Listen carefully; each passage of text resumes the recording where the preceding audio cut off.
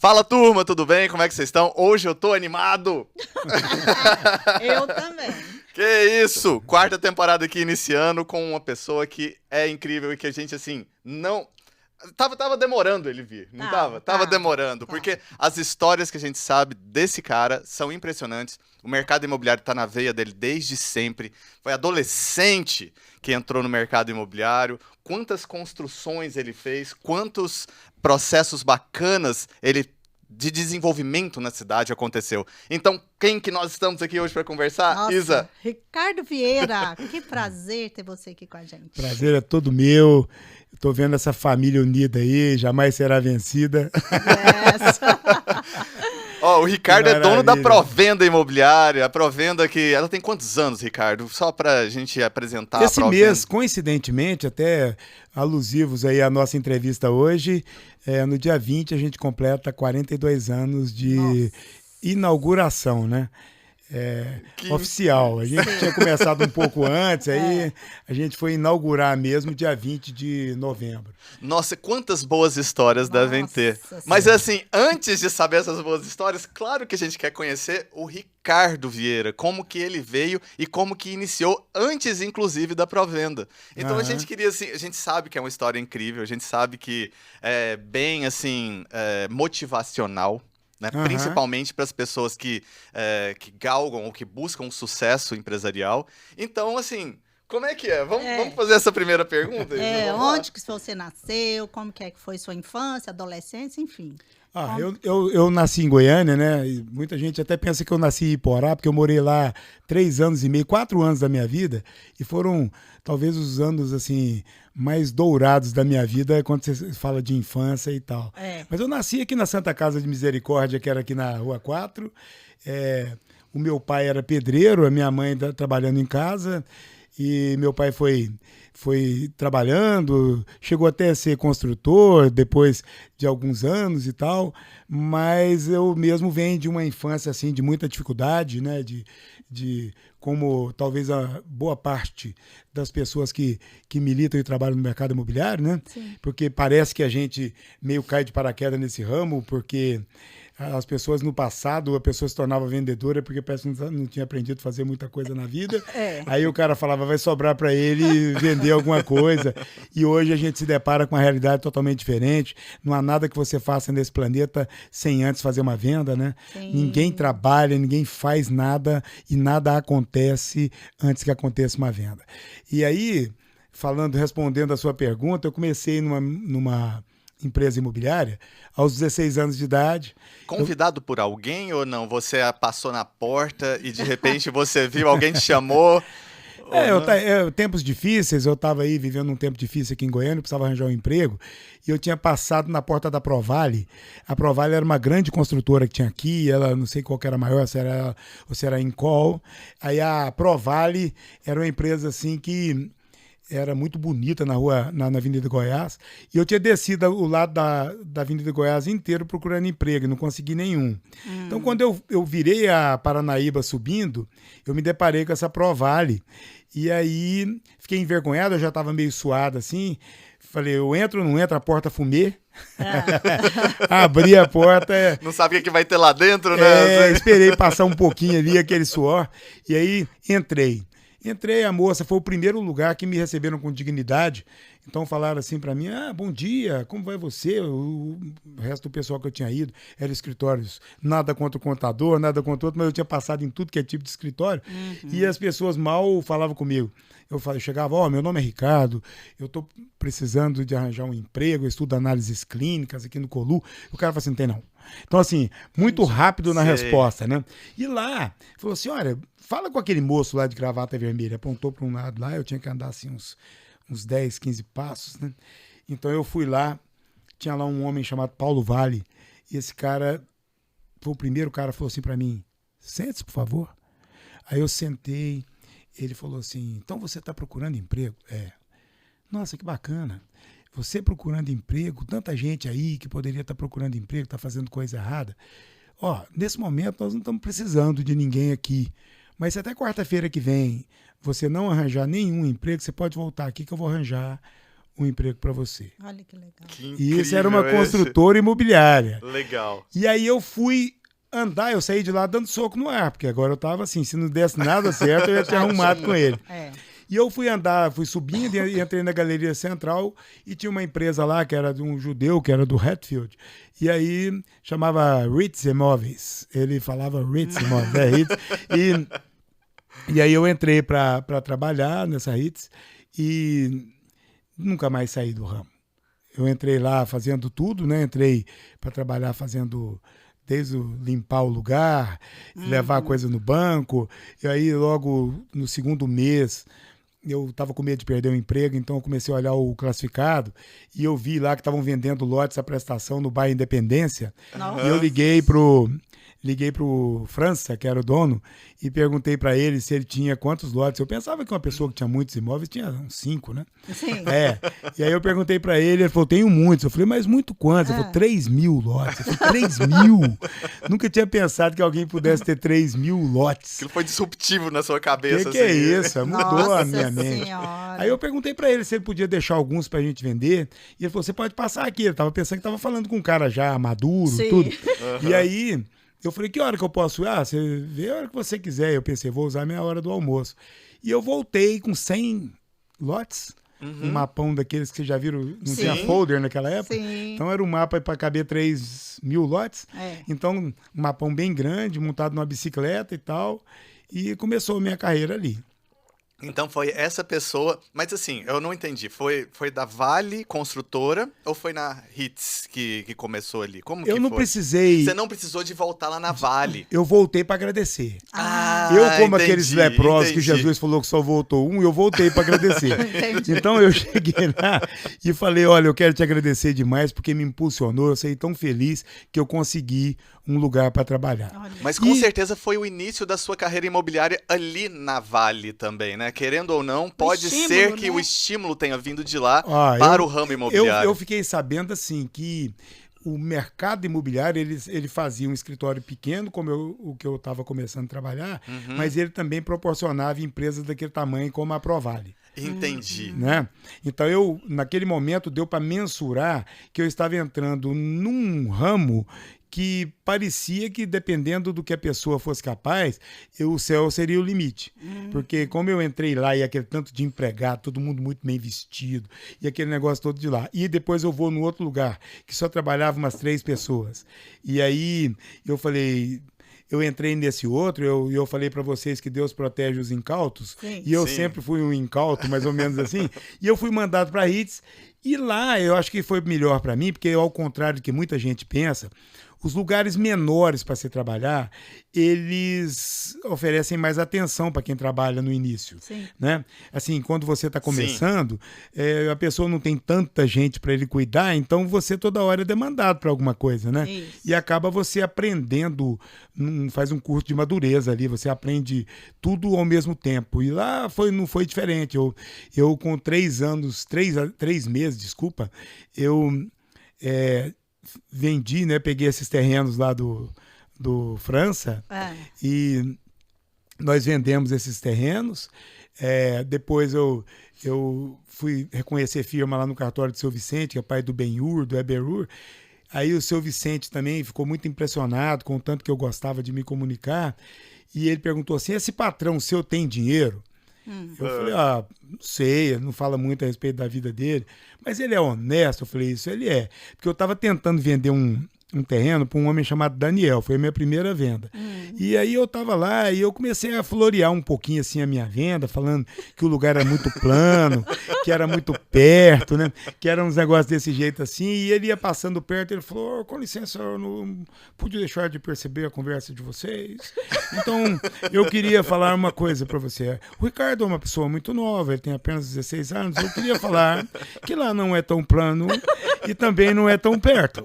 E quando ele consertou isso, e ainda assim o Daniel pagou a entrada à vista, ele arrancou, não sei se vocês sabem essa expressão, chama embornal, é uma sacola de pano, e ele arrancou a entrada, pagou à vista, e aí também pagou 10 parcelas adiantadas. Aquilo me ensinou algo que eu não esqueci pro resto da minha vida.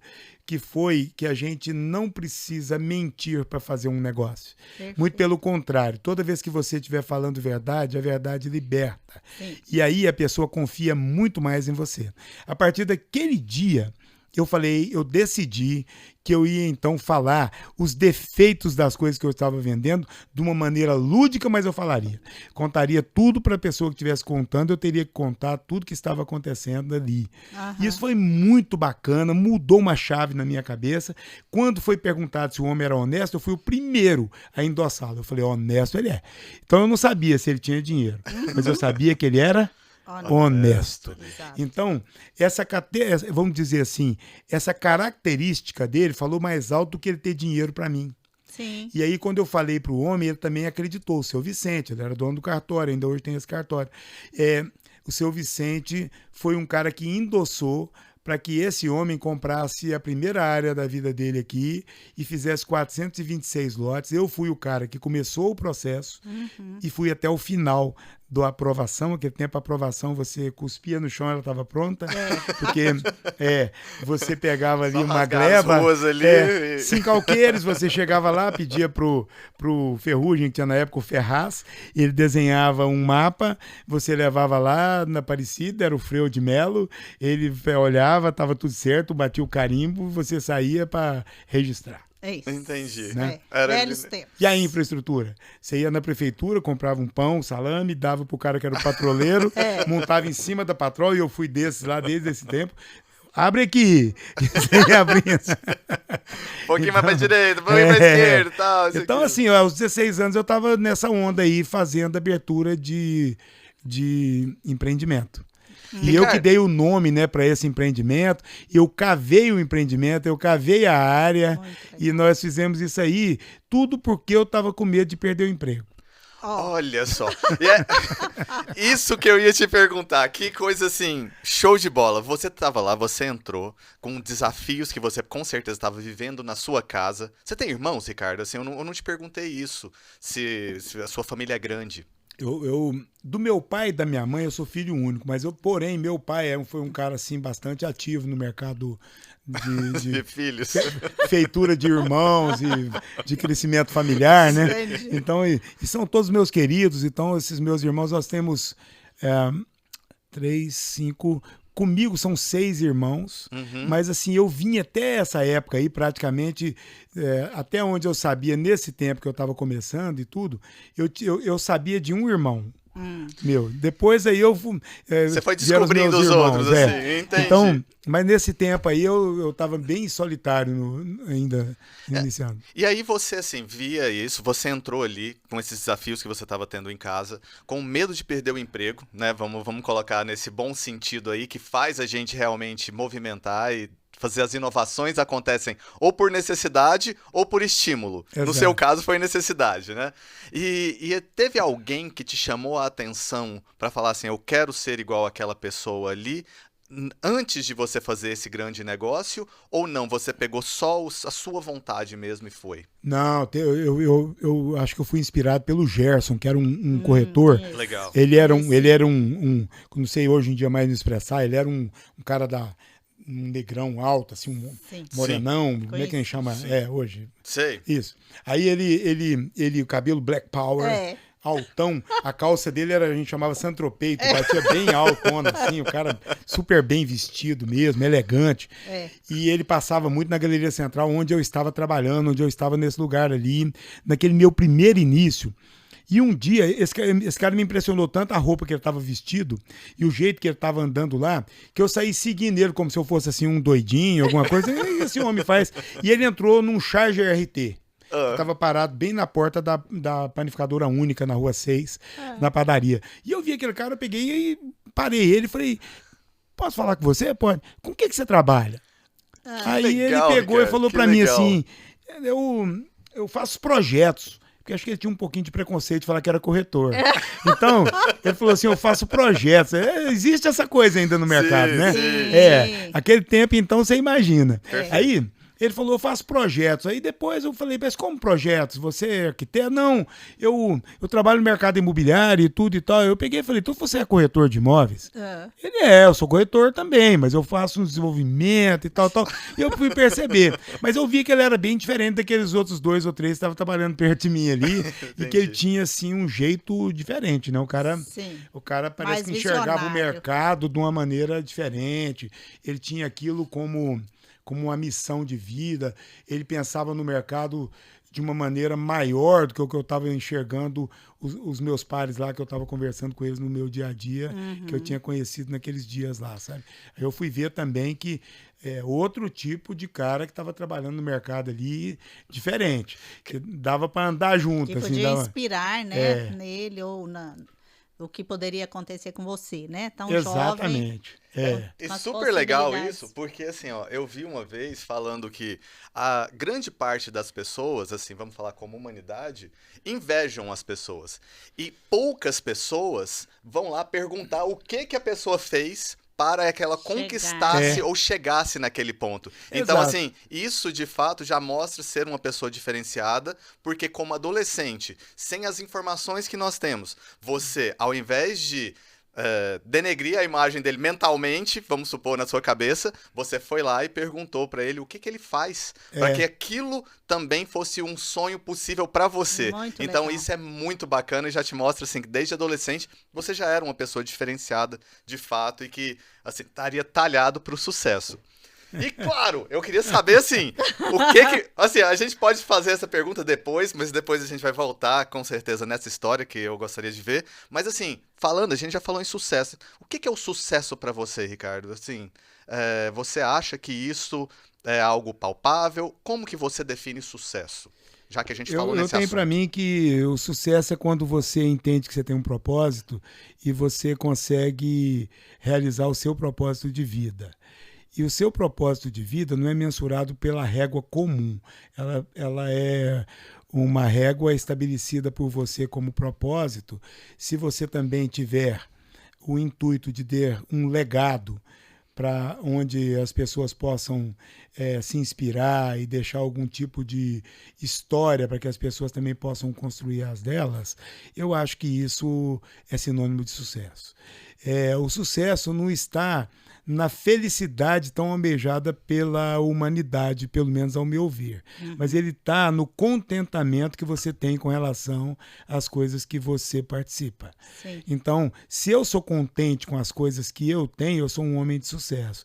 Se eu não estou contente, não importa quão grande eu tenha ficado economicamente falando, empresarialmente falando, porque eu vou ser sempre um frustrado à busca de alguma coisa que eu não consegui realizar. Incrível, essa aí eu acho que é E a gente, assim, né, uma das razões desse Conversas A3 é exatamente isso, Ricardo, deixar, sabe, colocar para quem nos ouvir, né, quando estiver ouvindo, entender como que se chega ao sucesso de uma forma, sabe, reta, ética, fazendo aquilo que sente, buscando, quando se identifica com alguém que né, que você fala assim, aquilo ali tem algo a mais, sabe, se espelhar, e a gente espera que essa conversa chegue para muitos ouvir, sabe, que você deixando, né, aqui gravado isso, que marque muitas pessoas. Com certeza sabe? absoluta. É Né? uma coisa assim, que o mercado, ele é um caminho muito próspero. Mas para você ter e percorrer esse caminho, a gente também tem que se conduzir de forma ética e assim, dentro... Porque nós fazemos isso por muitas gerações, né? Assim, você, com certeza, já deve ter atendido muitas gerações de pessoas que compraram imóveis. O filho... Não, primeiro o pai, depois o filho, depois o neto, alguma coisa nesse sentido. Você deve ter essas histórias de pessoas que caminham como não, junto, né? né? Essa, Goiânia, né? Nós começamos, eu acho que esse tempo aí, 1980, depois a gente até pode olhar lá quantos habitantes tinham, mas era bem diferente do que é a Goiânia de hoje. Eu imagino que Goiânia não tivesse 500 mil habitantes, eu acho, em 1980. Tinha pouquíssimos prédios. Exatamente. Assim, o sonho da gente aqui, nós somos uma cidade sempre considerada pelo restante do país, os grandes centros, como uma cidade meio caipira, uma cidade assim, mais ou menos assim, né? E Goiânia tinha esse viés e a gente queria muito fugir daquela armadilha que as pessoas tinham construído para nós, onde a gente era o povo da Fazenda Asfaltada, que o Roberto Carlos tinha falado em 67. Sim. E aí a gente achava que a gente se livraria disso quando a gente tivesse muito prédio. E aí parece que a gente torcia, né, para que a cidade ficasse vertical. A cidade pudesse ter uns prédios, para a gente mostrar para os outros e falar assim, o cara chegava e falava, puxa, Goiânia é uma cidade evoluída, Goiânia tem prédio, tem essas coisas. Porque tinha os prédios da Avenida Goiás, né, que você passava, a família lá... da Princesa Isabel, Dom João VI, né? Aquela família lá que tinha os prédios todos, era daquele jeito ali. E você tinha para cá um pouco ali o edifício Acaiaca, e descendo a 10 você tinha um outro predinho que era menor. E no setor oeste você tinha muito, era aqueles prédios de 3 pavimentos, 4 pavimentos, feito por uma construtora lá do Armando Renato Pontes. Ele tinha feito de um lote só, o cara pegava, usava o lote no setor oeste e fazia um predinho. Ficava super bacaninho. Naquele tempo era qualquer luxo, o cara tava indo morar perto e não precisava de garagem. Não precisava de garagem, o cara parava na rua ainda. Era uma cidade mais interiorana, de fato, interiorana, né? Assim, interiorana, exatamente. com aquele clima assim, mais bucólico, que você via... Tranquilo, era tão bom. A gente passava um carro assim, claro, né? Resguardando o romantismo, mas você passava assim um carro, você ficava olhando para ele muito tempo, até ele longe. Então, o fato de eu olhar o carro do Gerson foi esse, porque eu estava tão interessado nos automóveis, né? Porque você é próprio do cara de 16, 17 anos. Eu tinha aprendido aos 11 anos e meu pai tinha um Ford Custom, que era um Fordão grande, e eu saí desse carro, tinha um toquinho que ficava, porque a bateria era 6 volts. Era 6 ou 8 volts, eu não sei, ela era incompatível com o tanto de coisa que tinha naquele carro. E aí ele tinha que ficar meio de cabeça para baixo, porque às vezes ele não pegava na chave. Então a gente tirava aquele toco na frente, ligava a chave e dava um tranco. E aí ele pegava. E eu saí, eu andei a cidade inteira lá, porque eu pus a marcha, eu via meu pai fazer, eu botei a marcha segunda, que era para cima, e liguei a chave, soltei de uma vez e saí sem autorização de ninguém e rodei a cidade aos 11. Lá no... às 12. E aí o povo via só a cabeça de uma criança andando ali naquele negócio. O cara era bem grande, não sei se você já viu o Ford Custom, ele é um motorzão gigante na frente, aquela coisa. E assim, deve ter ameaçado meio mundo de gente ali naquele... Você não viu ninguém, porque todo mundo saia correndo da frente, tinha também muito carro, né? Você morando na cidade do interior, você não tinha muito carro também pra você ficar atropelando ali. E o povo que vinha, quando via um carro também, era a primeira coisa que ele fazia. Vai correndo. Ricardo, vamos lá, vamos voltar então assim um pouco agora, continuando a história ali daquela venda que você fez. Foi a primeira venda que você tinha feito ali dentro da imobiliária? Foi a primeira venda que eu fiz, foi pro Daniel. Daniel foi um aprendizado sensacional, porque o Daniel, quando o Hatfield falou para ele que, assim, puxou, né, à tona o que seria verdadeiro dentro daquela conversa. Não é tão plano, não é tão perto, o ônibus não para tão perto. Aquilo, ao invés de desencorajá-lo, fez com que ele decidisse pela compra, pela sinceridade que ele viu ali naquela mesa. Perfeito. Né? E foi esse que foi a primeira venda. E você lembra, assim, da primeira comissão? Foi aí que você decidiu mesmo, o mercado imobiliário é para mim? Não, porque eu não era comissionado. Eu acho que até é uma coisa para a gente incentivar, né, nas empresas, porque às vezes está lá o cara meio trabalhando como contínuo, boy, sei lá como é o nome do que ele está fazendo ali, e aí a gente não valoriza, né, porque não sabe ainda o que aquele cara vai ser, e aí o Cresce está aí hoje em dia, fala, não, tem para vender, tem que ser o cara que tem o Cresce, e fazer tudo, e tá correto, você tem que fazer isso mesmo, mas assim, eu acho que todo mundo que tiver e te ajudar lá a chegar numa venda, não custa nada você premiá-lo, né? Sim. E o Judeu, quando passou do tempo que nós estávamos lá, ele perguntou para mim, né? Quando passaram uns 15 dias ou 20 daquilo, ele falou, Ricardo, você tem namorada? Eu falei, tem uma menina que eu tô aí conversando com ela e tal. Aí ele falou assim, então, esse é um dinheiro para você levá-la ao cinema. Então, ele me deu lá, sei lá, um 30. Eu lembro que era 3 vermelhas, assim. E eu peguei aquele dinheiro lá e tal. E logo em seguida, depois, eu fiquei...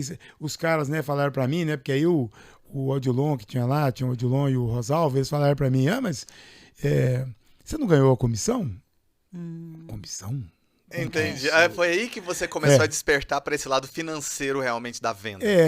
E aí eu fui ver, assim, que você talvez, né, era uma profissão que talvez, olha, eu agora passando assim um pouquinho para o que eu penso hoje, Sim. Aquilo formou na minha mente uma coisa que eu acho que foi assim, como se virasse, né, a mente mesmo assim. Porque eu estava vendo que eu trabalhava 30 dias, vamos imaginar, e ganhava 602, que era o salário daquele dia. Eu ganhava 602. Certo. E uma pessoa fazia uma venda, seja daquele lote lá do Independência, aquele negócio lá, e aí ele recebia 800 e alguma coisa, 815, 816. E ele, de vez em quando, ele fazia 2 vendas por dia. E eu estava trabalhando, ganhando 30 dias para fazer aquele lá. Aí isso também não foi um ponto que eu falei assim, hoje eu rompi com isso, não. Entendi. Aí eu peguei, fui começando lá e negociei com ele se eu vendesse alguma coisa, se eu podia perceber algum dinheiro. Ele disse que não, que eu tinha que passar para os corretores. E aí eu comecei a passar para os corretores, mas os corretores estavam fazendo uma devolutiva para mim. Ele chegava e falava, você que me indicou, toma aqui para você e tal. E eu, logo em seguida, eu fui promovido ao chefe de escritório, porque eu aprendi a fazer, com aquela primeira venda do Daniel, ao invés do judeu ir lá e pagar as 10 parcelas que o Daniel nos pagou, ele pediu para eu abrir um conta corrente numa fichinha. Hoje seria chamado de apropriação indébita, né?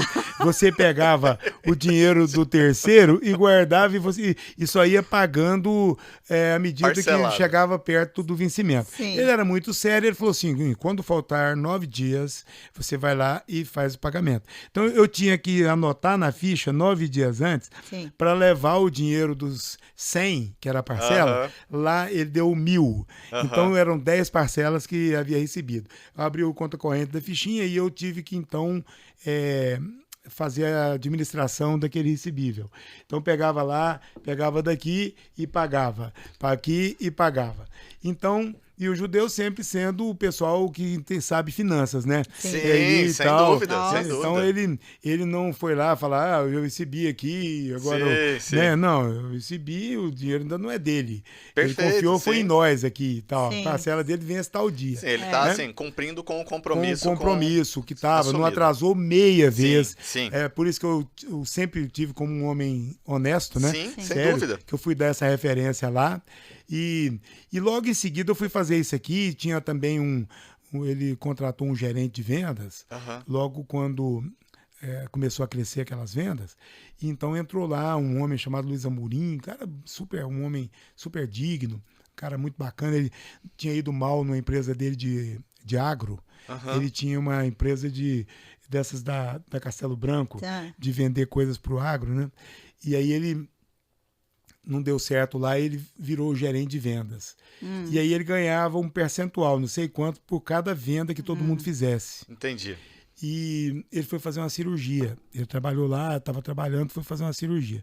Quando ele foi fazer a cirurgia, esse Hatfield falou para mim assim, será que você consegue acumular até ele voltar a função de coordenar essas vendas? Isso você ainda com 16 anos, Ricardo, eu já estava com 17. Você estava com 17 anos. Já tinha passado um ano. Não passou um ano, mas é porque eu estava no 16, meio caindo pro 17, ali fazendo aquela coisa, mas eu já estava com 17 quando, de fato, eu fiz assim... Assumiu, né? Eu assumi a empresa como um negócio de gerência de vendas, mas o cara, ele não dizia que eu era um gerente de vendas, não. Eu entendi. Um dia eu falei para ele, olha, eu fiquei sabendo que um gerente de vendas ganha tanto por venda. Ele falou assim, Ricardo, eu quero falar uma coisa para você. Chamar você de gerente de vendas é a mesma coisa que chamar uma parteira de médico. Ele falou para mim. Olha só. Então, foi o que... Peraí, então, e isso estimulou ou te desestimulou na época, Ricardo? Você lembra? Ou você nem pensava nisso porque você estava ainda por necessidade? Não, eu fiquei com muita raiva dele, porque é o seguinte, imaginei. porque a pessoa que estava vendendo lá, em que pese que ele fosse um homem experiente, tinha 49 anos de idade, mas ele vendia 14 a 16 lotes por mês. Certo. Quando eu assumi isso, eu estava com uma gana de prestar serviço, de mostrar a coisa. Sim. Eu peguei todos os meus colegas do Colu, que eram desempregados, e levei para lá, que tempo não era necessário você ter Sim. creche, a lei é depois disso, a lei Sim. foi em 79, e eu levei lá e eu consegui colocar 9 meninos para ser da minha equipe. Perfeito. E esse povo tinha parentes. E aí, logo no meu primeiro mês, ao invés de eu vender 14, igual a Amorim vendia, nós vendemos 46. Meu Deus. E dos 46, então eu fiz um Ou recorde seja, de você venda. é um recorde de vendas, você assumiu como gerente de 17 anos, montou uma equipe Equipe inteira de e vendas, a pessoa foi ainda te falou um iniciativa negócio minha desse. e não foi dele, porque É. a iniciativa... Eu estava preocupado, e é uma coisa que eu queria deixar assim para quem nos ouve e quem nos vê, uma atitude que eu tomei não foi assim 100% para que eu fosse beneficiado. Sim. Mas eu estava muito preocupado com pelo menos 2 amigos, 2 colegas meus que passavam dificuldade, inclusive para a hora do almoço deles. Sim. Lá que estava estudando no Colu, que era o colégio universitário ali, a gente estudava análises clínicas, então era aquele tempo de ensino profissionalizante, era muito bom isso. Então a pessoa saía de um curso daquele, ele podia trabalhar no laboratório, ele entendia mesmo.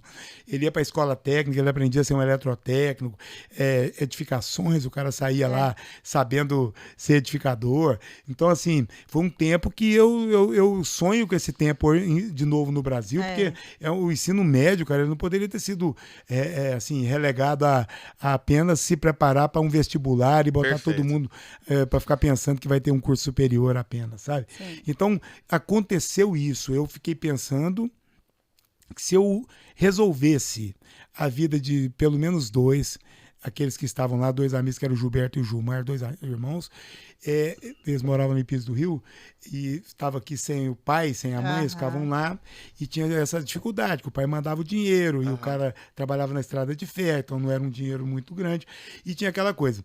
Quando essa turma, eu pensei, se eu resolvesse, esses caras começassem a vender, ele resolve essa parada. E o horário é flexível. Sim. E o cara vai começar a ganhar. Entendi. E logo esses caras começaram a nadar de braçada, começaram a ganhar um dinheiro. Aí logo o Justino, mais uns outros 2 veio também, e eu fiquei com 9. Perfeito. E aí, esses 9 foram muito legais para aquela empresa. A gente vendeu bastante. Depois, os outros meninos que já trabalhavam em outro ramo, quando ficou sabendo, e viu aqueles meninos lá chegar mudado, a camisa era diferente, o cara não estava usando, ele tinha um jaleco, né? Que a gente usava jaleco de análises clínicas. Aí os meninos chegavam com a outra por dentro, assim, que já era um pouco mais bacaninha. Legal, O legal. que é que você está fazendo? Não, eu estou trabalhando lá na empresa que o Ricardo trabalha. Aí o outro já quis vir também e Ou seja, tal. você já foi liderando essa turma toda, com já foi 17 acontecendo Por com osmose, 17 não era uma anos. coisa assim Sim. intencional, parece. Não, Sei sem lá.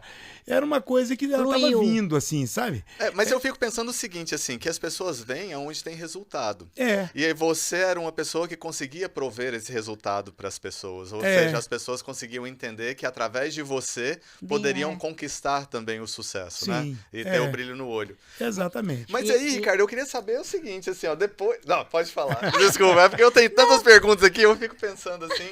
A gente nem chegou na pró-venda ainda, eu quero ver se a Não, gente vai pra então, é pró-venda. porque eu quero chegar na pró-venda, porque com esse movimento aí, e eu, assim, você começou muito novo com a sua própria empresa, né?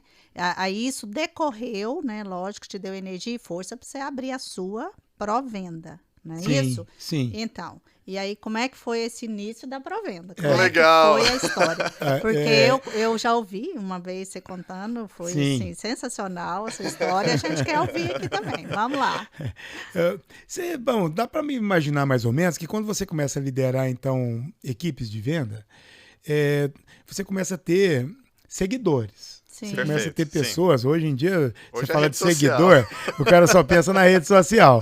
Mas naquele tempo, quando eu estava trabalhando lá e com o advento dele aquele meu patrão ter falado aquela coisa para mim da parteira e do médico, Sim, eu confesso que eu não fiquei muito feliz com aquilo. sim.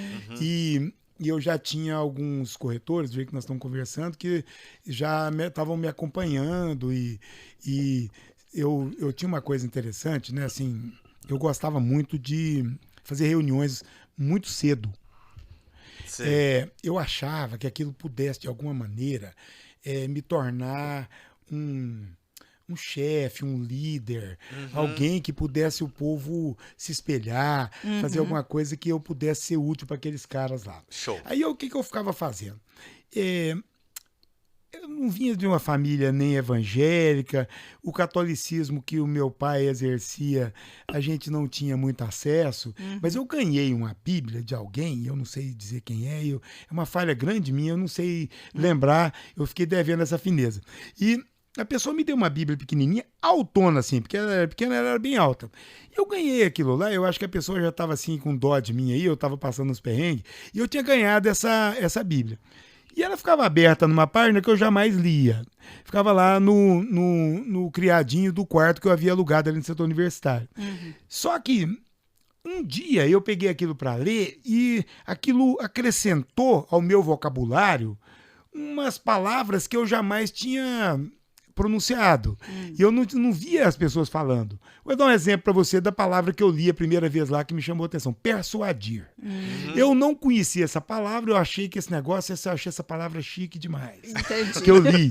Aí eu falei, eu vou ler mais aqui para eu ficar com um vocabulário melhor. Né? E comecei a ler com esse intuito. Eu queria aprender umas palavras ali legais e um negócio daquele jeito lá. Você acredita que aquilo que eu aprendi, que eu comecei a aprender aquelas palavras, a hora que eu sentava na frente de um cliente e o cliente, vamos supor, o cliente que comprava um lote à prestação, ele não era um culto, não era um cara assim, que tivesse uma aquisição de bens muito grande, ele era um cara ali da classe econômica mesmo. E aí, a gente com ele ali no lugar, eu notava que, ao contrário do que as pessoas pensam, quanto mais a pessoa sabia se expressar, mais ganhava respeito daquela pessoa que estava ouvindo. Com certeza. E muita gente hoje em dia, eu vejo que faz o contrário, querendo ter empatia, quer chegar perto dos outros e quanto mais humilde é a pessoa, quer falar de qualquer maneira e tal. E isso eu acho que não se faz em venda. Eu ainda estou com a minha filosofia lá daquele dia que estava fazendo aquilo lá. Show. E esse respeito, né, que eu passei a ter com aquelas pessoas que eu me dirigia para conversar, eu notei que aquilo fazia um sentido. Até a pessoa queria falar assim, tinha dado um momento que a pessoa se sentia convencida, mas ela me via tão novinha, ela queria fazer uma brincadeira. Então eles falavam assim, esse menino vende lotes até na lua. Falava assim, para fazer. E eu, na mesma hora, eu não achava assim graça nenhuma naquilo, né? E eu lembro que eu não era indelicado, mas eu puxava a conversa para o centro e falava, olha, não tem jeito de fazer venda de lote na Lua, até porque eu não conheço nada lá, eu não tenho essa coisa, eu só vendo o que eu conheço, eu tô te falando de coisa boa e do que eu tô vendendo para você, eu já fui lá, pisei lá, e eu não me chamo Louis Armstrong, nem esses caras aí, porque não vou vender. Eu puxava para essa conversa sem apelar, mas assim, a pessoa, eu ganhava o respeito da pessoa e ele via que nós tínhamos que seguir naquela conversa um pouco mais reta. Perfeito. E aí a gente terminava a venda, sabe? Chegou ao ponto de eu fazer um desafio para minha equipe, assim, se você trouxer alguém na minha frente, aqueles caras que estavam lá, e essa pessoa sair sem comprar, eu te dou um prêmio. Olha só. E aí eu fiquei tão autoconfiante de fazer venda, que então eu fiz esse desafio para minha equipe. Então eu falava assim, encontre alguém, não precisa ser comprador. Traga alguém e coloca sentado na minha frente. Só que esse alguém tem que estar assim, requisito, empregado, recebendo algum dinheiro por mês, e você senta ele na minha frente. É o que você tem que fazer. Isso você ainda era gerente da equipe lá, da e você equipe. fazia essa proposta. Só que aí eu tinha saído lá do Judeu e eu vi na rede social, que a rede social naquele tempo era o Arthur Rezende, né? Toda a rede social que Goiânia tinha praticamente, era Maria José, né? E eu tinha visto que duas pessoas estavam montando o seu Edson Norato Rodrigues, que era da Joialar, que era uma maior rede de eletrodomésticos, não sei se era maior, mas ele era bem importante, que tempo já tinha Novo Mundo, por isso que eu não quero ser injusto, mas ele tinha uma rede bem grande de eletrodomésticos. Certo. E aí ele estava montando para os filhos dele uma imobiliária. E aí ele estava inaugurando com essa imobiliária um loteamento chamado Jardim Áurea. Tinha 600 e poucos terrenos atrás da Bolachas Mabel. Ali. Eu vi isso na rede social. Então, como eu estava assim, um pouquinho triste com aquele comentário que a pessoa tinha falado lá, e eu tinha pedido para onde eu estava que eu queria ganhar por terreno, e estava lá, e ele não tinha concordado, na hora, eu fui lá conversar tentar achar esses meninos, os dois caras que eram o seu dono lá, que é o Magno e o Marcelo Honorato Rodrigues, são lá de Rio Verde. Aí, eles tinham uma revenda Ford lá e tal, mas assim, tiveram depois, né? E aí eu encontrei um deles, falei ao meu respeito do que eu era capaz de fazer, o que eu estava fazendo, o que eu vendia, e ele falou, olha, por mim, eu acho que já fechava com você, mas eu queria que você conversasse com meu pai, que era o seu Edson, que era um homem daqueles caras big shot aqui da cidade, né, cara, e tal. E aí, de novo, né, eu fui ficar nervoso para encontrar um cara, né, e fui lá encontrar o seu Edson, e o seu Edson me tratou muito bem, e ele falou, olha, você pode começar que dia? Eu peguei e falei, eu posso começar amanhã. E aí eu não tinha ainda conversado com o judeu, né? Mas aí eu peguei e fui lá, ele ficou com raiva demais de mim e tal, e falou que fez não sei o que pra mim, fez aquilo outro e tal. Jogou tudo que ele tinha feito de bom na minha vida mesmo, ele tinha feito. E falou aqueles negócios tudo e tal, né? Que eu tava devendo pra ele. Você ficou balançado, assim, pra ficar ou não? Você já tava com a mente decidida que você já ia sair mesmo? Não, assim... Quando você ouviu... Porque, assim, querendo ou não, você ainda era um adolescente, né? E o adolescente, ele tem essa questão do pertencimento. Eu fui lá na Provale, que eu tinha conhecido o Paulo Vale, e conheci um cara chamado Molina, que era um cara que era o gerente de vendas lá. Eu perguntei pro Molina quanto que ele ganhava por lote. Ele falou, eu ganho 300. Aí eu pus na minha cabeça que eu queria ganhar 300 por lote. Aí eu peguei, quando eu fui lá conversar com o Hatfield, eu fui lá falar com ele, eu falei, olha, eu não quero salário mais, eu tinha um salário bom já, porque eu tinha virado, vocês lembram? Que eu tinha virado lá um gerentinho lá, um cara lá. Aí eu já não era do salário mínimo, ele estava me dando um dinheiro maior lá. E eu também tinha desenvolvido o tal do Parque Itamaraty, tinha dado nome para esse loteamento que tinha feito ali. Aí quando eu tinha passado dessa fase, por isso que eu pulei para os 17, que eu contei para vocês, aí eu entrei lá para fazer lá, porque eu conheci o seu Vicente, arrumei aquela gleba e pulei. Quando você falou assim, como é que começou a Provenda? Aí eu já tinha essa equipe, que eu vim daqui da Hits, e eu fui para Moro, que era Marcelo e Magno Honorato Rodrigues. Por isso que chamava Moro, M-H-O-R-O, que eram as meninas de Rio Verde. Aí, até hoje existe ou não? Não. Não, tá, ok. Deve existir, talvez, a empresa, porque os lotes, por exemplo, que você vê esses galpões aí, que o Alvarenga, que o pessoal tudo fez aí, a Hidrolândia, aquele loteamento da direita, que é o Grande Goiânia, foi a gente que fez. E eu desenvolvi esse lá, também nessa fase lá, dos meus 19 anos, e tal, naquele tempo lá. Então, e era para esses jovens aí, né? O Marcelo, o Magno e o seu Edson Honorato. Então, assim, quando eu tive essa equipe, depois eu fui trabalhar numa outra equipe que aí já era uma imobiliária muito, que estava grande aqui na cidade, que era a Unimóveis, que tinha lançado o Jardim Tropical, que é do lado do Garavelo, aqueles setores ali, que uns bairros assim mais próximos, né, mais bacana assim, que a gente tava vindo muito de longe, vindo de lá para cá. Entendi. Você vê que nós estávamos lançando lá em Hidrolândia. E aí, voltando, e Goiânia ainda não era assim, ligado. Goiânia era proibido fazer loteamento. Tinha uma lei dos 10 anos, que a gente chamava de lei burra, porque expulsou todo empresário daqui para empreender em Aparecida. Por isso que Aparecida se tornou o tal do que a gente chamava cidade dormitória naquele tempo. Porque as pessoas só iam lá para dormir, porque conseguia comprar lote lá, porque era proibido fazer no município de Goiânia. Dizem que tem tanto lote em Aparecida, assim, teve uma época que teve tanto lote em Aparecida que teve que esperar um tempo ainda para aquilo conseguir povoar. É isso mesmo, assim? Mas foi por causa desse movimento? Goiânia fechou as portas, os empresários, empreendedores, na verdade, foram para Aparecida de Goiânia.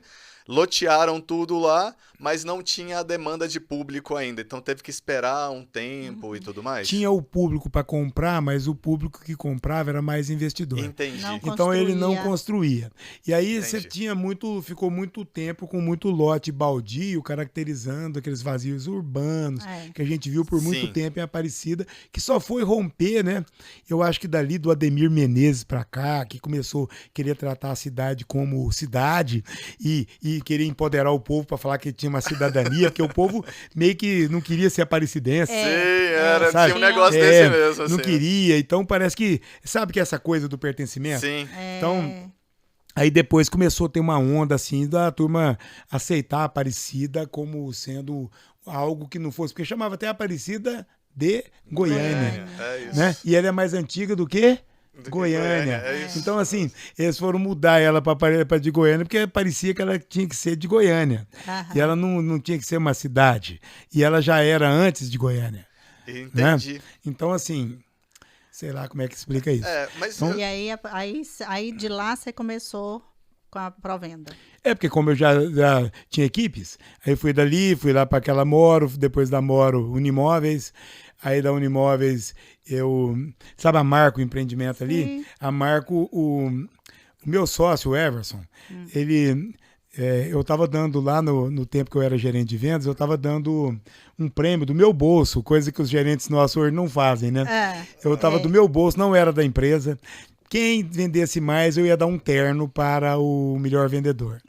E aí teve um vendedor que, o cara que ganhou, eu fui cumprir a minha promessa. E aí eu fui lá, naquele tempo, o grupo Magazine Central liderava todas aqui, eles tinham 10 lojas na cidade.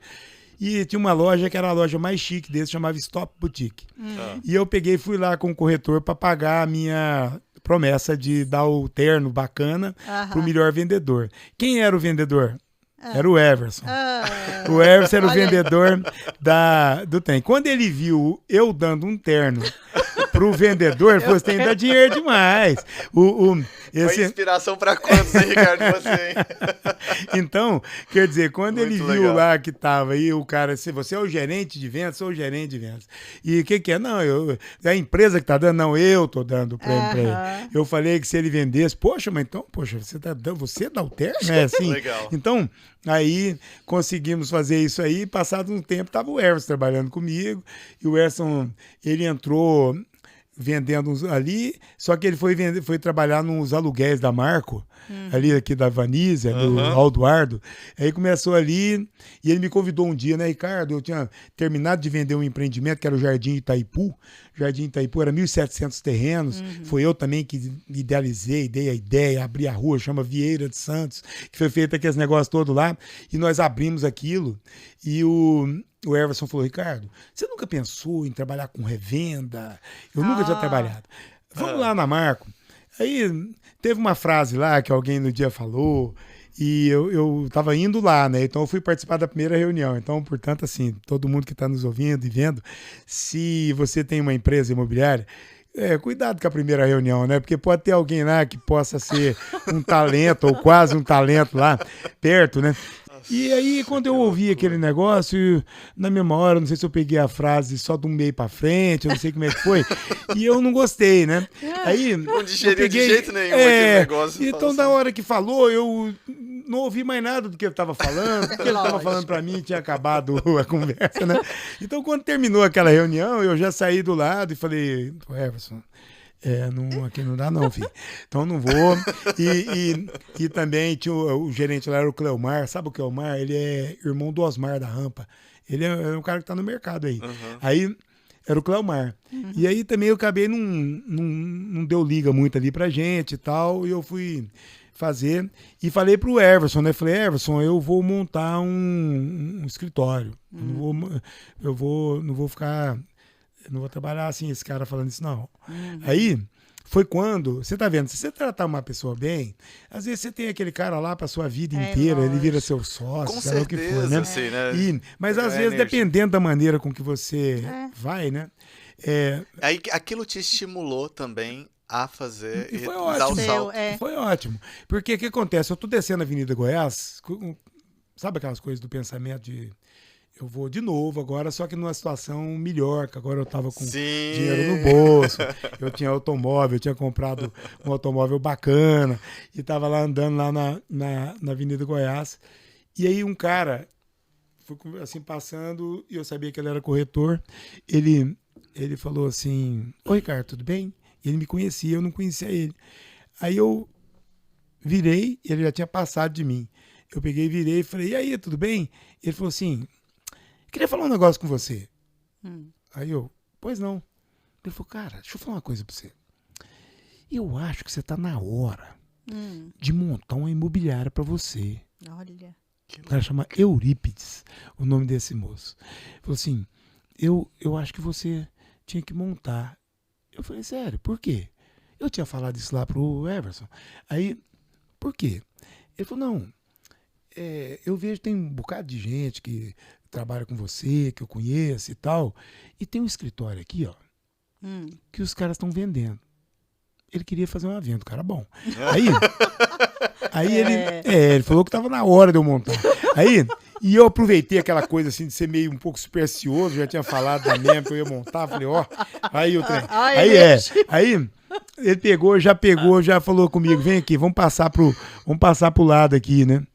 E aí nós vamos mostrar pra você. Cheguei lá, a empresa chamava Terra do Ouro. E o cara tinha um loteamento lá em Goianira. E aí os dois donos, né? Eles estavam meio cansados, assim, já estavam uns caras mais de idade e tal. Eles tinham trabalhado e falou, ó, eu vendo pra você. Mas eu vendo com a carteira formada e eu tenho um bocado de lote que falta vender lá no loteamento. Aí aquilo, ao invés de ser uma coisa facilitadora, estava dificultando, porque tinha que ter mais capital. Não era um escritório para eu chegar e comprar. Eu tinha que comprar uma carteira de lote e mais um loteamento, né? Onde estava. E aí, eu gostei do negócio, mas fiquei assim pensando. Falei, então... Aí ele falou, não, mas como é que você faz? Eu dou um prazo para você pagar os lotes e tal. A conversa foi mais ou menos assim. E eu tinha vendido lá esse loteamento lá, né? Itaipu. E tinha ficado amigo demais do dono. Uma característica muito legal é que eu não fiz nessa minha trajetória uma coisa legal. Nenhuma inimizade, não fechei nenhuma porta. Por isso, assim, que eu tô até hoje, assim, esses caras que eu tô falando, eu cito os nomes aí, porque tá todo mundo aí ainda no mercado, são meus amigos, né? Então, quando você vai passando lá, esse cara falou assim, ó, tinha feito lá uma super venda desse loteamento lá do Itaipu e tal. E ele tinha ficado muito meu amigo, muito grato a mim por tudo aquilo que a gente tinha realizado. E aí eu fui lá falar para ele assim, você me empresta uns terrenos? Porque eu quero comprar uns outros terrenos lá em Goianira, que os caras estão fazendo, e os caras me vendem o escritório e fazem o negócio aqui. Ele falou, quantos terrenos você precisa? Ele ainda tinha um pouco de estoque, né? 1.700 lotes, vamos supor que ele tivesse uns 200, sei lá. E aí ele doido para vender, para se livrar daqueles lotes. Eu peguei e falei para ele, não, você me empresta um tanto aqui, tá? Ele me emprestou lá, os lotes eram bem mais caros. Perfeito. Assim, sim. Aí eu peguei aqueles lotes, fui lá, fiz uma proposta para os caras, vocês dão tanto em dinheiro, vocês me pegam 6 terrenos desse, pega aqui, você me pega mais o outro lá. E fiz uma proposta, montei uma proposta para os caras. O cara falou assim, não, você me faz isso e mais isso. Aí eu dei a mão para eles, fechei o negócio. Fechamos, eu vou lá cedo. Foi pra casa dormir ou foi pra casa ficar acordado? Não, liguei pro Everson, né? Ele fala até hoje que ele pensou que eu tava brincando com ele. Fosse uma coisa. Você nunca tinha visto ninguém falar uma coisa e depois ir lá cumprir daquele jeito. Eu tinha visto, né? Aí eu peguei e falo pra ele, né? Everson, eu vou montar aí e tal, eu vou falar com você topa entrar? Ele pegou e falou, topa. Mas ele disse que falou topa, assim. Meio... Nem sabia, assim, quando, né? Assim. E foi no outro dia, né? Aí quando eu chamei, chega lá de chinelão, um negócio assim, falou, mas como é que eu falei? É verdade. Já é nosso. Aqui, ó, só que é o seguinte, eu vou pôr carpete, eu não gosto desse piso desse cara, eu tenho uma escadinha que era assim, de subir pra outra lá, eu vou fazer uma escada. Ele, cara, você tá bem animado. Subi a escada parecendo um pardal, assim, né? Eu peguei e fui fazer aquela escada assim, né? O negócio ali e tal. Aí já fomos fazer aquilo e tal, e trouxe junto o Dominguinho, você lembra do Domingos? Até hoje também, ele é um amigão meu, que foi da Regional, montou uma imobiliária, depois Bem-Stur, que sim, tinha ali. Bem-Stur. O Domingos Sim. ficou um cara ricão aí e tal, ainda hoje ele tá indo bem aí na vida e tal. E o Domingos entrou eu, o Everson e o Domingos, que o Everson pensou o Domingos, que ele era o cara que mais vendia lá na empresa que eles estavam já. E aí foram os 3 sócios. Montou 3. Certo. Aí o Domingos durou ali junto com a gente, ali sobreviveu um ano. Aí logo ele chegou ali, que a trem começou bem, depois não dava dinheiro, a gente tinha dificuldade para o início, como toda empresa que monta, sim. E aí fazendo aquela coisa toda lá, o Domingos, ele arranjou um emprego na Grupo Belalto, que era do Jair Bernardino, eles faziam uns negócios em Tucuruí, e o Domingos virou diretor, pegou um salário alto, uns negócios, virou diretor do Grupo Belalto, né? E aí, eu e ele sempre tava com um ferpazinho um com o outro lá. Aí ele vai, você me compra a parte, eu compro a sua. Eu falei, não, eu compro a sua. Aí resolvemos aquela questão. E o Domingos foi ser o diretor daquele negócio.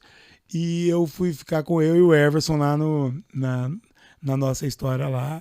E estamos até hoje. E Ricardo, e assim, o nome Provenda, quem que sugeriu? Ou já era do escritório e vocês só continuaram? Eu acho que foi excelente o que você tocou no assunto, porque lembra da Provale? Sim, pois eu imaginei. Então, o seguinte, cara, que legal. eu fiquei grato com aquele cara. E eu fiquei assim, numa gratidão do cara pedir para eu sentar num tempo onde todo mundo não me deixava sequer falar a minha frase. Quando eu começava a fazer a frase do pedir um emprego, o cara já mandava eu andar. E quando eu cheguei na frente daquele homem, aquele homem me estendeu uma cadeira e me tratou como gente, aquilo foi um ponto tão forte na minha mente que quando eu fui montar então a nossa empresa, né, a gente estava colocando nomes. E aí, dos nomes que vinham lá, vinha aqueles nomes assim, igual quase todo mundo gosta de colocar, Esmeralda, Topázio, sei quem, Golden. E aqui tinha uma Golden, e eu peguei, o primeiro nome que eu dei foi Garden, que eu tinha colocado lá, porque parecia Golden, que era famosa da Ana. Era famosa. Ana, não sei o nome, Ana. Esqueci o nome da moça, mas ela era bem forte aqui no mercado. Aí, a gente queria colocar lá o nome parecida com Golden, né? Aí a gente colocava lá, nós fomos colocando os nomes. Sim. E para votar, né? Para fazer aquilo lá. E dos nomes que tinha colocado, colocou lá Garden, colocou esses nomes, igual eu falei, Esmeralda, Pérola, não sei o que, tal, né? Pondo nome de diamante, pedra preciosa, aquelas coisas. Aí, Tropical, que o Paulinho já tinha. Paulinho já tinha acho que uns 3 anos, ou tal, que ele estava por aí. Mas eles eram pequenos na galeria, nós pôs Tropical também escrevendo, não sabia que existia aquele outro. Então, assim, sabe como é que era aquela coisa? E aí, moral da história, quando levou na junta comercial para registrar o nome que tinha votado, né? Nós 3 tínhamos votado primeiro. Eu não, mas eu tinha ido acompanhando. Sim. Garden, que parecia Golden. Sim. E parecia que nós íamos prosperar, que nem aquela mulher lá e tal, né? Aí tava botando ali o negócio lá, a junta comercial não aceitou que parecia o nome dela. Entendi. Não entendi, porque tinha um significado totalmente diferente, né? Total. Mas não foi porque também tinha um propósito, né? Lógico. Aí o segundo nome, então, já foi Provenda, porque já era o nome que eu estava batalhando. Tinha sobrado esses 2, né? Então eu queria Provenda aqui, os outros sócios estavam querendo mais Garden, e aí a gente, para não desagradar ninguém, foi levado o Garden e logo em seguida virou Provenda. E aí tá até hoje aí, né? Gente, olha, é maravilhoso, né? A gente saber das histórias, mas assim, a gente passaria o dia inteiro aqui, né? Mas eu quero só 5 minutinhos, sei lá, nós temos um tempo, né? Mas deixa eu fazer mais uma também. Para ele falar desse café que você com tá amigos. fazendo com amigos, porque eu achei assim, né, que é um propósito também, algo diferente. Então, né, e depois você faz a sua, então, mas deixa ele falar, senão não dá tempo. É o seguinte, eu saí de lá do café e encontrei a Ana Mônica, que é a nossa colega bacanérrima do mercado, E eu falei assim, a gente tava num café ali agora e tava com o Diego lá da Trinos, eu convidei ele para lá falar e tal. E aí nós estamos voltando. Ela, por que você não me chamou? Eu falei, não, deixa eu falar uma coisa para você, porque lá é um café só para homens. Aí tem uma moça junto com ela e ela falou assim, nossa, mas que coisa é essa, machista e tal? Eu falei, ao contrário, deixa eu te explicar o que é que acontece lá. Nós lá que idealizamos esse café, ele nasceu lá em Uberlândia e veio para cá, foi de uma necessidade de fazer para homens, entendendo que os homens é que precisam ser cuidados. As mulheres hoje em dia, e eu vejo que tem muitas que está acontecendo isso, não são todos os homens, é claro, graças a Deus, mas muita gente tem se decepcionado muito porque casa pensando que é um homem e depois casou com um filho. A pessoa está querendo uma mãe. E aí ela acaba não desempenhando um papel que deveria ter na vida de um casal ali mesmo. E a pessoa age mais como um filho dentro da casa do que como um marido. E depois nasce o filho, ele não consegue agir como pai, ele quer ser um irmãozinho do filho. E depois, a hora que ele vai trabalhar também, ele não sabe se posicionar também nessa hombridade, né, que nós estamos falando aqui, de se posicionar mesmo como um ser humano que falou assim, não, eu preciso seguir com a minha vida de homem, provedor, né? E fazer a vida caminhar.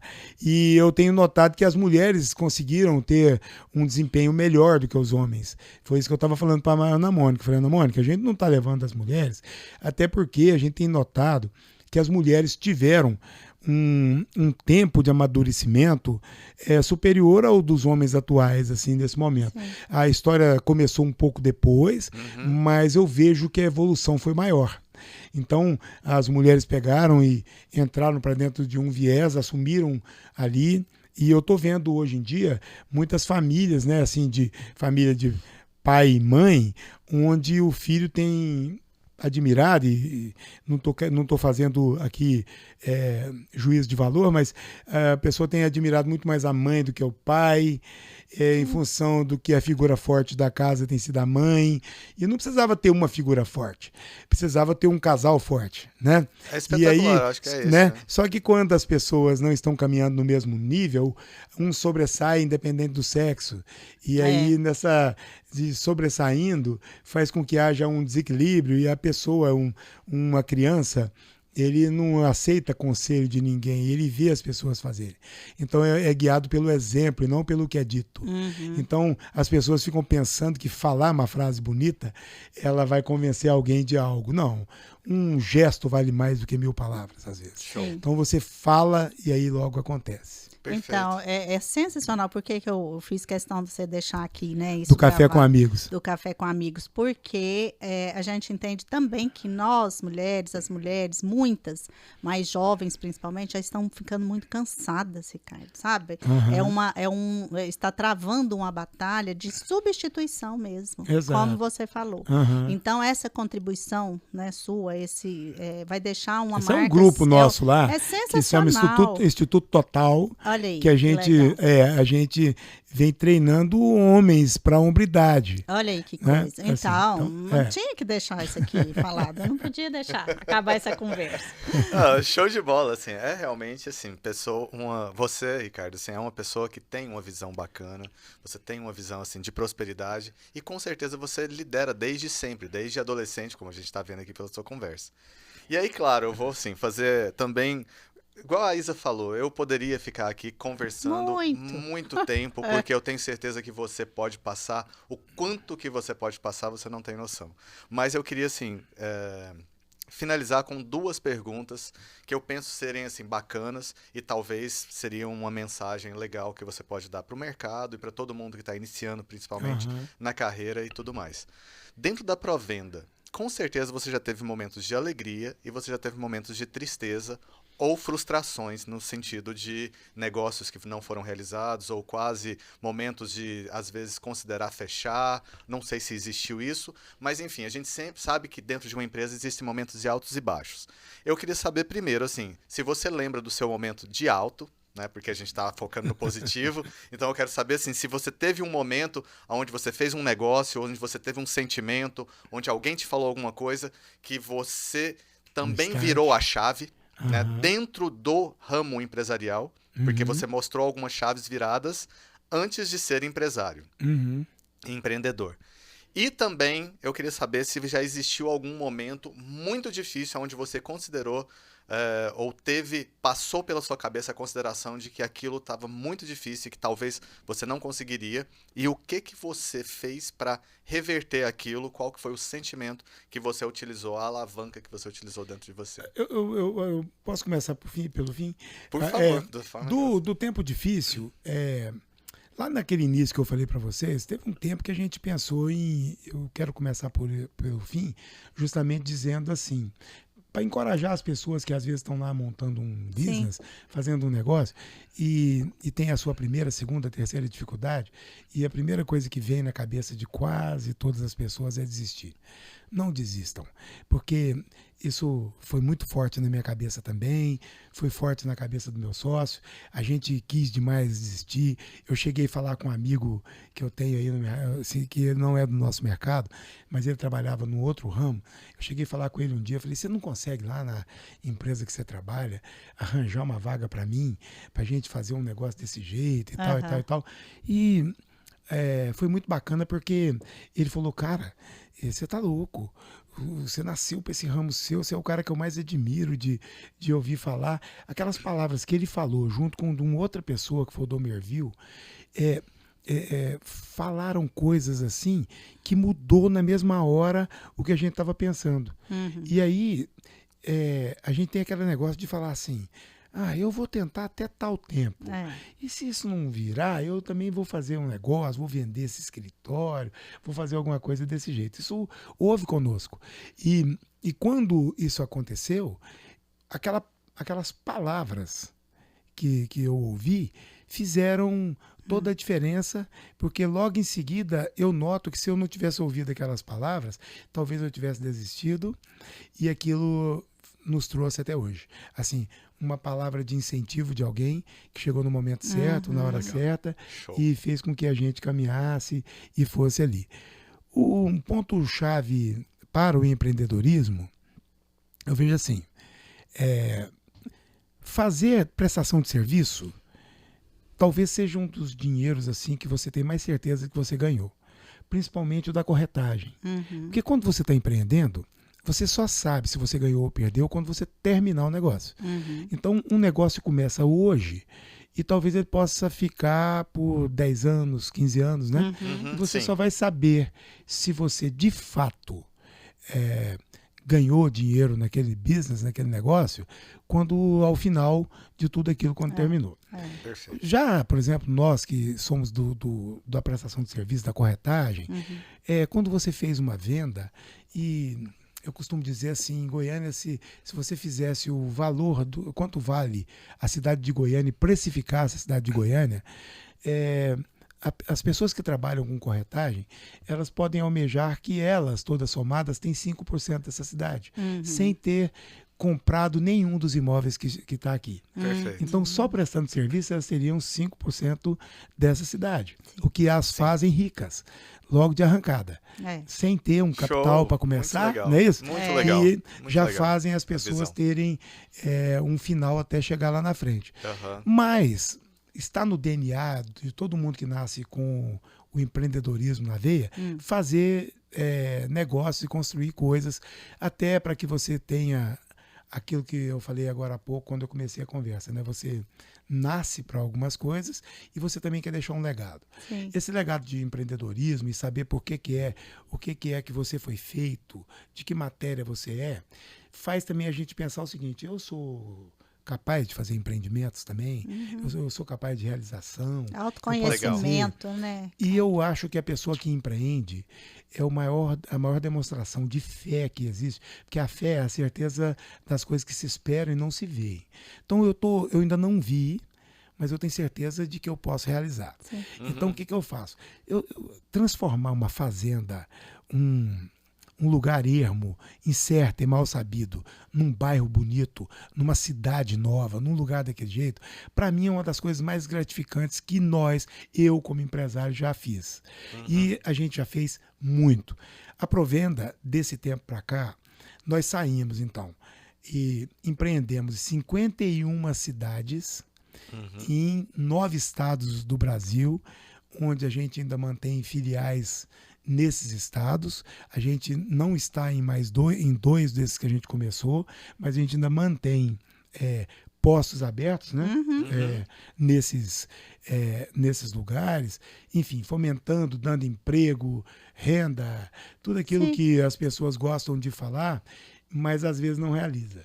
E a gente vai lá e dá esses empregos. A gente tem um orgulho muito grande de ser empreendedores em lugares que a gente viu o esgoto correr a céu aberto e não era uma exigência municipal nem governamental, e a gente quis fazer para ser uma diferença, porque a primeira pergunta que eu me fiz quando eu fui chamado para fazer empreendimento em outros estados do Brasil, e aí o estado era no Nordeste, por exemplo, eu falava assim, por que eu tenho que ir para o Nordeste? Se não for para agregar alguma experiência e algum tipo de valor para aquela turma que está trabalhando lá. Legal. Aí eu chegava olhando o que é que eu podia fazer de valor agregado. E aí talvez parecia que ia custar mais caro no primeiro momento.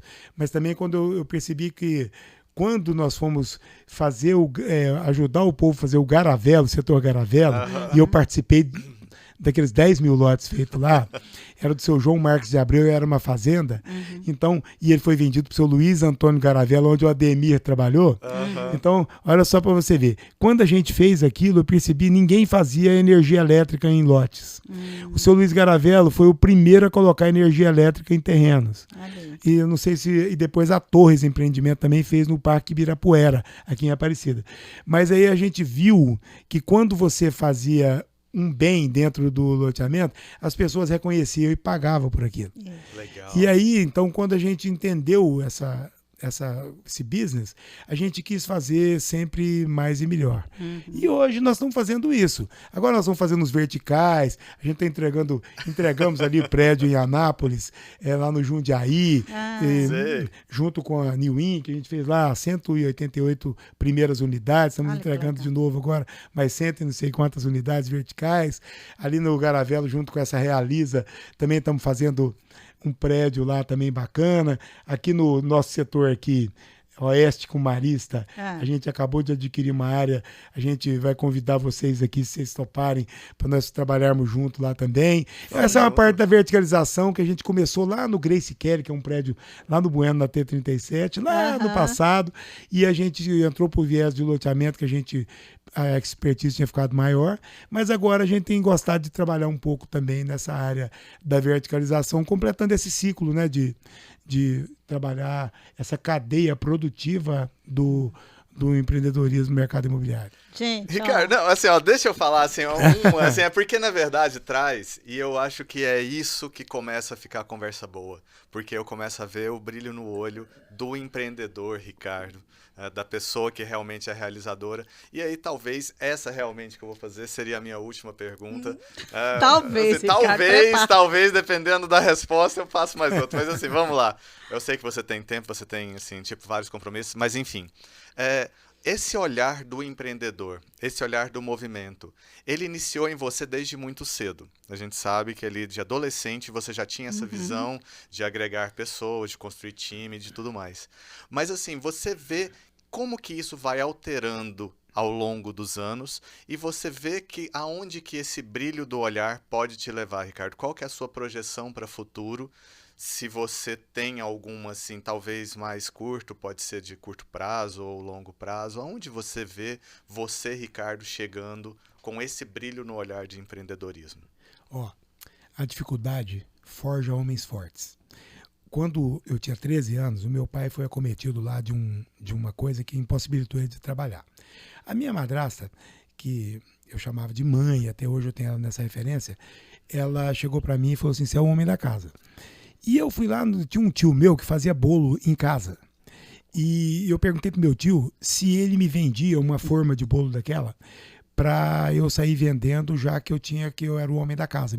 Ela falou para mim, eu levei aquilo muito a sério, não sabia quão daquilo era sério, quanto tempo a gente teria para ganhar um dinheiro. E aí eu peguei, meu tio falou, claro, que dia que você paga? Eu falei, sábado. E aí ele me vendeu uma forma daquela de bolo assim quadrada. E eu tinha saído com meu tio 2 vezes para fazer entrega em bar. E ele fazia o acorte muito grande do bolo, do pedaço de bolo. Era um negócio mais ou menos assim, esse tamanho assim, não sei se o povo consegue ver o que eu estou mostrando, mas era assim e era alto. E aí eu peguei, quando ele foi falar, então eu te vendo, ele foi cortar para mim o bolo, eu falei, não tio, deixa eu cortar. E na hora que eu fui cortar, eu vi que o bolo era muito alto. O que eu fiz? Eu peguei e cortei em pedaços menores. Perfeito. E a hora que eu saí para vender, eu também não fui vender para o bar, fui vender direto para o consumidor final. O que fez? Fez uma diferença brutal no que eu fui fazer com o que meu tio fazia. Meu tio, quando ele vendia, ele fazia consignação para o bar, tinha que pegar aquele bolo de volta.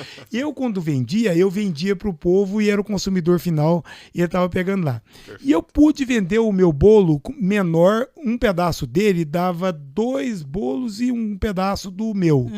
E eu consegui fazer aquela venda e eu consegui pagar o meu tio 2 dias antes do dia combinado.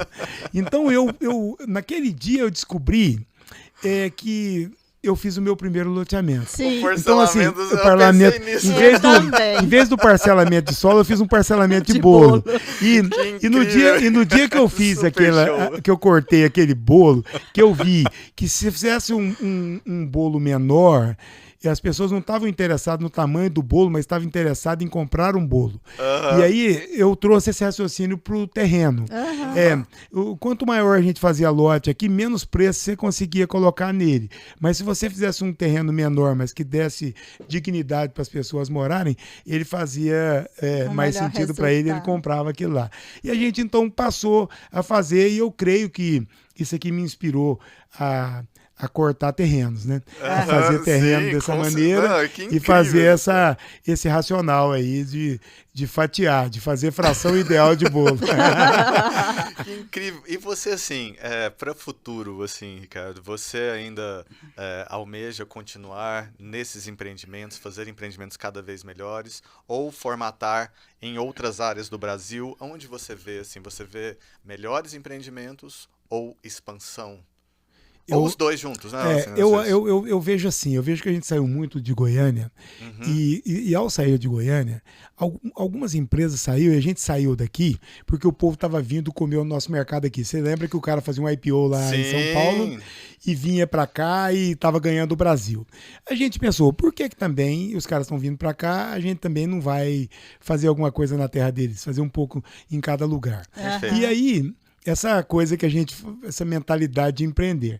E fomos fazer isso e nos demos muito bem. A gente fez aí vários setores, norte, nordeste, centro-oeste, pedaço aqui, São Paulo, interior de São Paulo, aquela coisa. Fizemos um bocado de coisa, a gente tem orgulho do nosso trabalho, mas eu percebi que a gente perdeu um pouco de relevância onde a gente deveria ser muito mais relevante, que é a nossa terra. Perfeito. Então, assim, o que aconteceu? Quando a gente foi sair, o nosso esforço era muito maior para a gente fazer quase que praticamente o mesmo que a gente estava fazendo aqui.